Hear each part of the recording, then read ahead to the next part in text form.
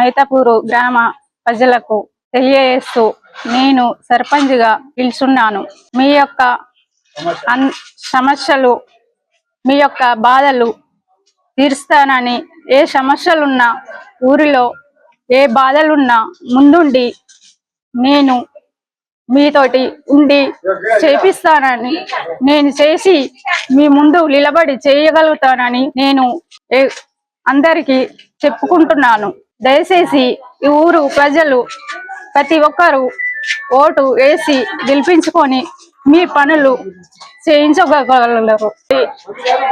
మీ ముందుండి ఏ సమస్యలున్నా ఏమున్నా మీరు ఏ రాత్రి ఫోన్ చేసినా మీ ముందు 10 నిమిషాలలో ఉండి మీ పనులన్నీ మేము చేయగలుగుతాం. ఏ సమస్య ఉన్నా ఏ బాధలున్నా మాకు చెప్పుకోగలరని అందరికీ ధన్యవాదాలు తెలియజేసుకుంటున్నా. దయచేసి మన మైతాపూరు గ్రామ ప్రజలు అందరూ ఓటు వేసి గెలిపించుకోగలరని కోరుకుంటున్నాను. నమస్కారం, నా పేరు గడ్డం జమున. మా ఇళ్ళల్లో రోడ్డు లేదు, చేస్తా అన్నారు, చెయ్యలేరు. మాకు పచ్చడి వాడికి ఇస్తా అన్నారు, అది పట్ట చేయించలేరు. అది చేస్తానో చేయలేరు. మాకు ఇండ్లు వస్తాయి అనుకుంటా కరెంట్ బిల్లు వసూలు చేసిండ్రు, గర్పట్టి వసూలు చేసిండ్రు. మాకు ఒక్కలకన్నా ఇండ్లు రాలు. మా ఇళ్ళల్లో 6 ఉన్నాయి, చిన్న చిన్న రూములు, అందులో ఇద్దరు కాపురాలు. ఒక్క ఇల్లు రాలేదు మాకు. అందరికి వచ్చినాయి, ఉన్నోళ్ళకి కూడా వచ్చినాయి సార్, ఒక్కళ్ళకి కూడా రాలేదు. మా ఇళ్ళల్లో